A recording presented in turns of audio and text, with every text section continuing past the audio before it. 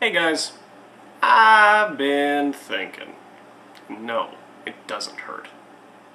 So, yeah, as a welcome, I'll explain this new series. I don't know. Depends if you guys like it or not. Or if other people like it. Who knows? Anyway, enough of the silliness.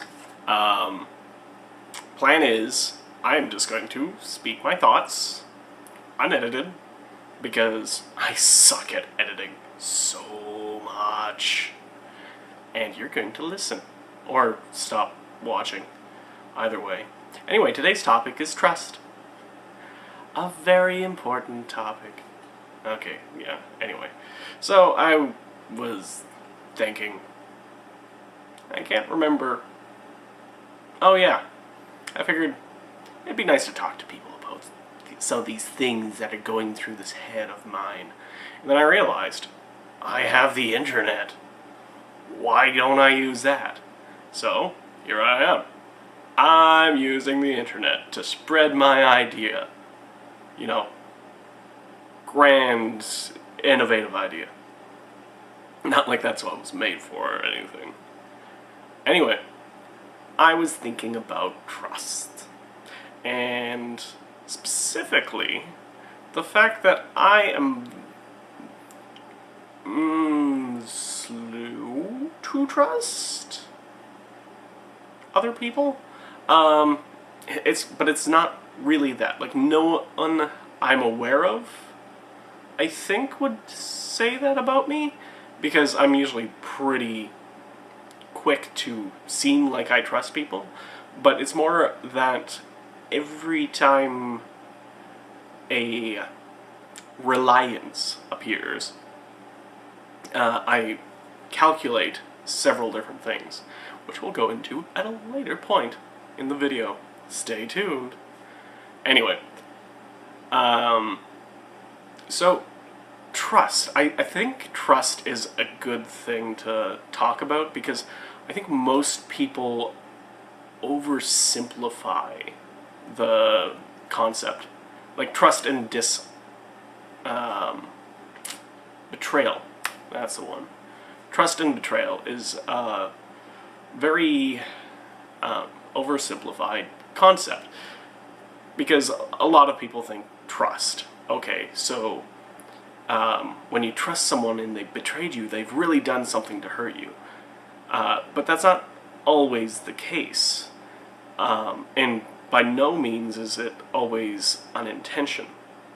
Because I figure there are a few different types of, there's a few different types of trust, and more importantly, there are a few different types of betrayal. The most common, or not most common, but the most considered form of betrayal being what I would call a betrayal of intention? Yeah, betrayal of intention. So basically, I have said that I will not shoot you in the back when your back is turned. And then I go and shoot you in the back, and that was what I was planning all along. Oh my. And, I mean, that is a very severe form of betrayal. You're probably not going to complain about it if it's done right, because you'll be dead, but other people might get on your case. Like the law. So, that is often what people think of, generally, when they think of betrayal. But it's not always an intentional betrayal. Another kind of going down in severity is probably a betrayal of ignorance. So, say you... Betrayal of ignorance would be when you have betrayed someone, but it was because you lacked knowledge. Yeah, this will just be in some random order, because this is definitely not the second worst. So, yeah, a betrayal of ignorance would be, say, I told you that the sky was red today, and you believed me, and you went outside and the sky was blue. Well, if I really thought the sky was red for some reason, then it's not really my fault exactly. I maybe should have checked my facts or got myself colorblind tested. Anyway, there was, at some point, some misunderstanding on my part that basically told me, got me to tell you a lie. And that is still a betrayal of trust. And it wasn't an intentional betrayal, but you trusted, in this scenario, you trusted me in my statement that the sky was red. So you went out and checked, and you were betrayed. Your trust was betrayed because the sky wasn't red, it was still blue. You probably won't get all worried about this, but the problem is, in larger scale situations, that could cause major problems, in which case, yeah, you could arguable either way, justifiably, be very, angry for sure, but feel that your trust was betrayed and lose trust in that person. Furthering on in the types of betrayal, a betrayal of ability. So, say your father,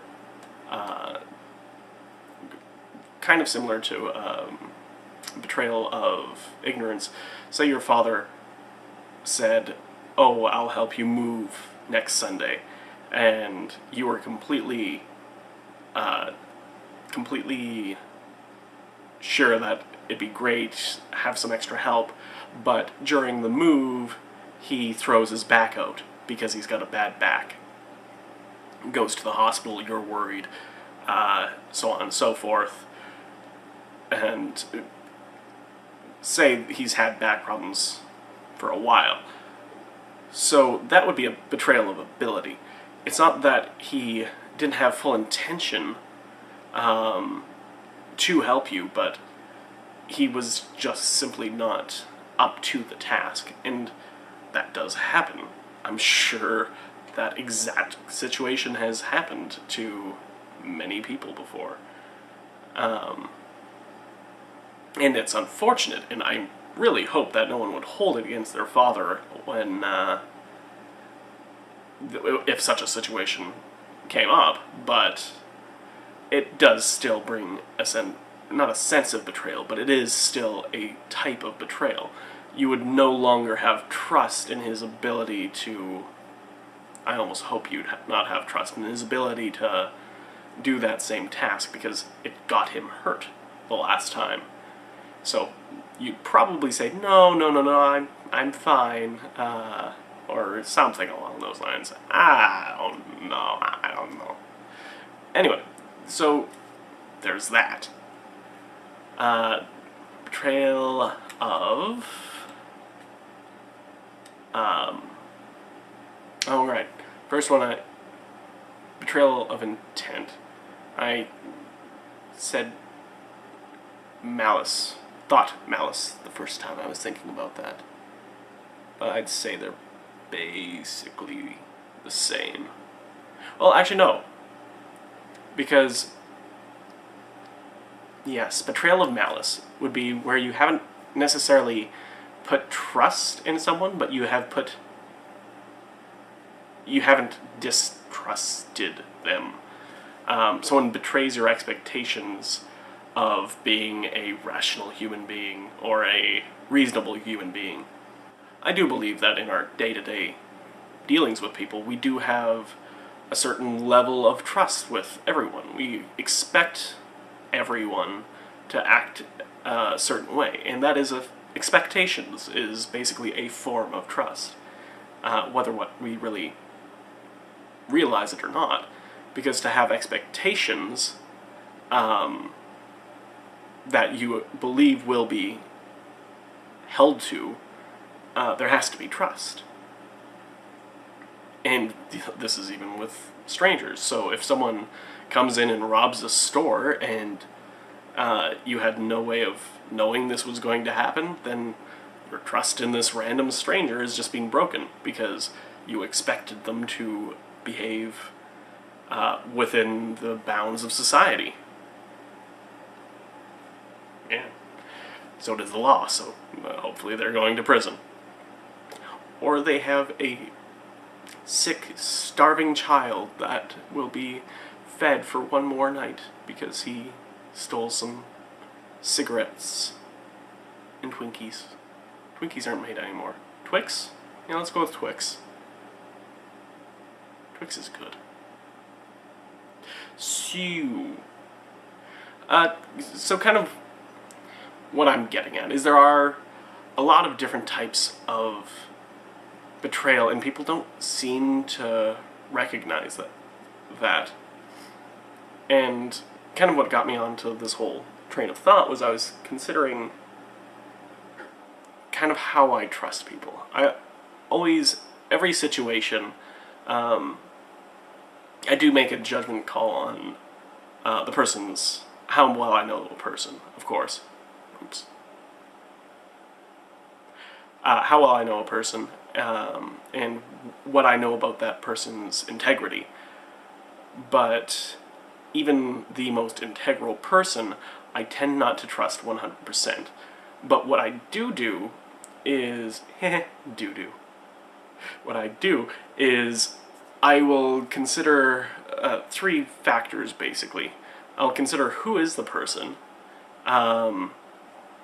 what is the risk of them betraying my expectations of them, and what is the risk of me not relying on them, or the possible repercussions.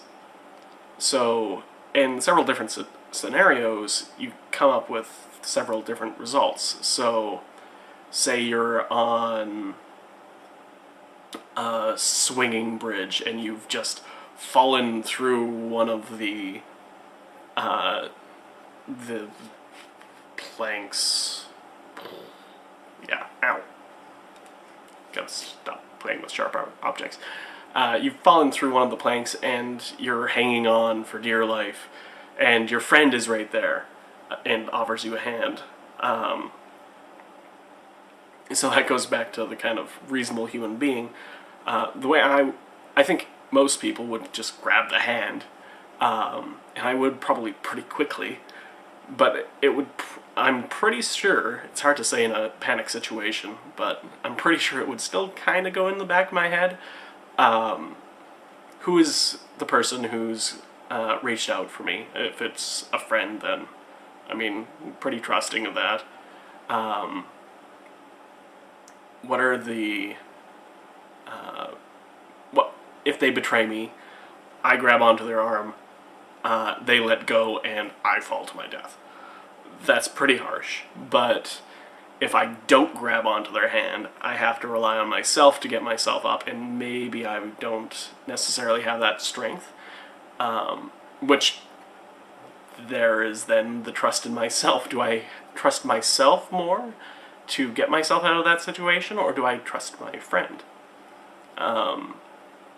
And there are probably several factors that would go into that decision. If you're a narcissist, you probably trust yourself more. But... So, on a more gray scale, or let's go a minor scale. Let's say friend is going to make nachos? Sure. I can make nachos myself, or my friend can make nachos. And if I make nachos myself, I can make it all the way I like to make my nachos, which isn't especially good. So my trust in myself is actually kind of low in this situation. But if my friend makes the nachos, maybe they would put in ingredients that I just don't like. So I have to consider who's making the nachos, and the fact that it's my friend would really only give me the information of what they might put in the nachos, so it depends. If they put lots of olives in their nachos, maybe I want to make them myself, because I really don't like olives. They will ruin a dish for me. And man, how do I hate olives. Let me talk about olives. Maybe at a different date. Anyway, so friend is the subject. Maybe, I don't know how much. It really depends on how much I know they like olives. The risk of letting them do it is, okay, so there's olives, I pick them off. Not a really high risk. And if I don't let them do it and do it myself instead, well, actually no, if I don't let them do it, we either don't have nachos, which is sad, or I make the nachos, which means that I have to put forth effort to make nachos, and I'm not great at making nachos, even though I do like the ingredients that I would use.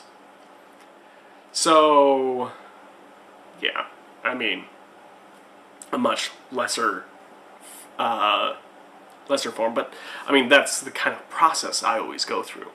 And I guess what I wanted to get at is people are really held up by, oh, you really want to, you either have to not trust people because the world is full of very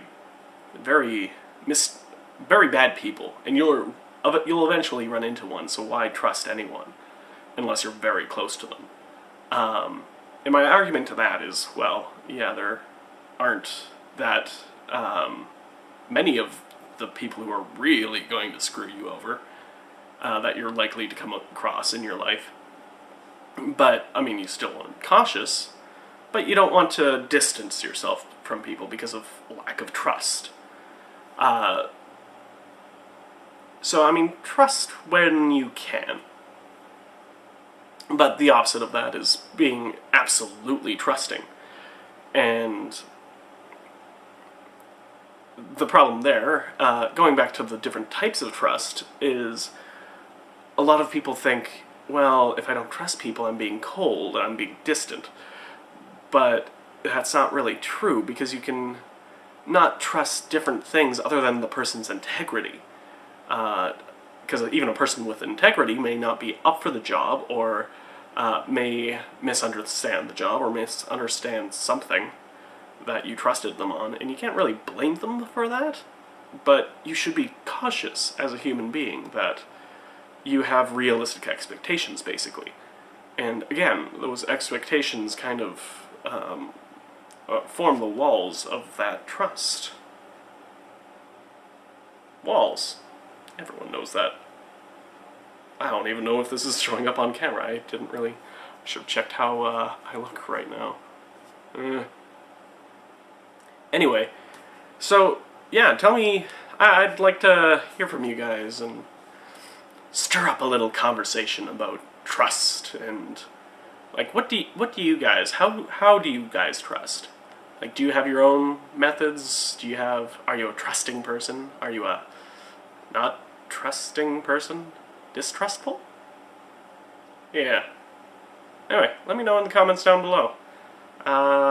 Like and subscribe to show your support for this channel, and I will think with you next time.